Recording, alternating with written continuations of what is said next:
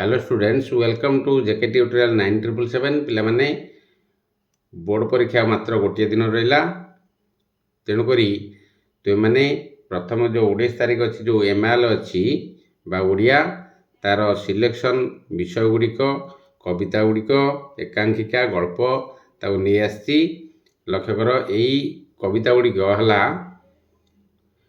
पद्य विभाग लक्ष्य कर।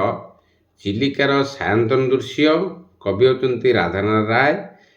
लंग क्वेश्चन एवं सर्ट क्वेश्चन प्रिपेयर हो प्रायतः सरलार्थ आसे चिलिकार सायंतन दृश्य एटा लक्ष्य कर। जो चारोटी सिलेक्शन देती दुई है मंगले अइला उषा गंगाधर मेहर एथर भी सरलार्थ आसे लंग क्वेश्चन आसे। जाग बंधन हरा 3 डे अनंत पट्टनायक कवि। 4 है सर्वंशा माटी जहाँकि विद्युत प्रभात भी। तेबे ये जो चारोटी सिलेक्शन करी मु रखी एथुर निश्चित क्वेश्चन आसीबो। तेणुक भल भाव तुम तो पूर्वर पढ़ी केवल टी रिवाइज करदेव समरी गुड़िक देखीदेव एवं सरलार्थ गुड़िक किपर लिखा तुम तो पूर्वर प्रिपेयर हो निश्चित। तेबे केवल ये चारोटी देखी दियो तुम निश्चित भाव में प्रत्येक क्वेश्चन आंसर तुम दे पारिबो। तापर गद्य विभाग देखा। गद्य विभाग देख, गद्य विभाग मात्र 3टी आनी 100% निश्चित क्वेश्चन आसीबो। लक्ष्य कर प्रथम है जन्मभूमि नहीं जहाँकि लेखक अच्छा कृष्णचंद्र पाणिग्राही। नंबर 2 रे नहीं सभ्यता विज्ञान जहाँकि बंशीधर सामंतराय लेखक अच्छा। नंबर 3 रे नहीं मातृभाषा और लोकशिक्षा जहाँकि गोलक बिहारी धल लिखिं। तेणुक यही जो 3टी विषय संपूर्ण भाव में तार सारांश पढ़ीदेव एवं एथुर भी सरलार्थ आसे लंग क्वेश्चन सर्ट क्वेश्चन सबू पाइपर। 1 2 3 पद्य विभाग है 1 2 3 4 चारोटी पद्य विभाग में, गद्य विभाग में 3टी भल भाव को देखो। एवं प्रथम कथा है कवि एवं लेखक तांको परिचय गुड़िक पढ़व कौन लिखिं सी के विषयटी आसी भल भाव पढ़व एवं मन रख। मात्र गोटे दिन रहा तुम हाथ में।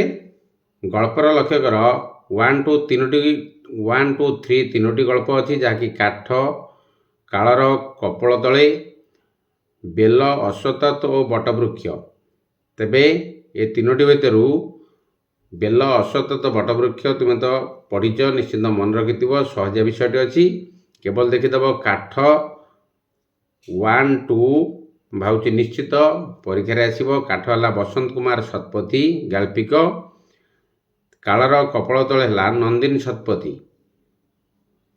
ये 2टी विषय देखी दियो आपको तो निश्चित मन रखि तुम्हें मन रखि निश्चित जहाँकि रवि पट्टनायक गाल्पिक लिखिं बेल अश्वत्थ और बटवृक्ष। सर्ट क्वेश्चन प्रायतः बेल अश्वत्थ बटवृक्ष आसे। एकांकिका रहा 2टी जहाँकि फल्गु एवं कोणार्क।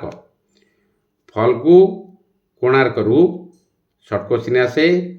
फल्गु लिखिं मनोरंजन दास, कोणार्क लिखिं भंजकिशोर पट्टनायक। पद्य गद्य गल्प एकांकिका कहीदेली ए लक्ष्य कर। फल्गु मुझे सिलेक्शन कर फल्गु क्वेश्चन प्रायतः आसे। तेणुक फल्गु को भल भाव देखिए जीक विषय सिलेक्शन कर 100% क्वेश्चन आसो आपको भल भाव देख टोटाल समरी की पढ़ीदेव एवं कवि गाल्पिक परिचय ताकू पढ़ो के विषयटी आसी बारंबार कहूँ। तेरे मन दे जिते तुम्हें प्रश्नपत्र पाइब भल भाव में प्रश्नपत्र को पढ़ला आटेम नब।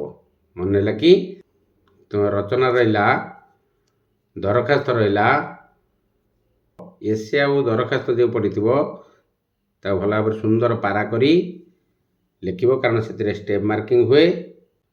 सबुठ तुम गोटे खुशी खबर है जो समयटी तुम निर्धारण कराइला 9:15 परिवर्ते 9:30 कराई। जो पिला माने 9:30 पहुँचे भी से हल भितर को प्रवेश करें। पूर्वर एटा 9:15 पर्यंत था। बोर्डर निष्पत्ति अनुसार समय को बदलाई 15 मिनट तुमको एक्सट्रा दिखाई। जदि बाटर कार कोठी असुविधा हो जाए तेबे से 9:30 पहुँचले भी से हल भितर को प्रवेश कर। ଏବଂ ତୁମର ପରୀକ୍ଷାର ଯେଉଁ ଶେଷ ସମୟ ଅଛି 11:30 ହିଁ ବାହାରିବ। ତାକୁ ସେଇ ସମୟ ଭିତରେ ସବୁ କୋଶ୍ଚିନ୍ର ଆନ୍ସର୍ ଦେବାକୁ ପଡ଼ିବ।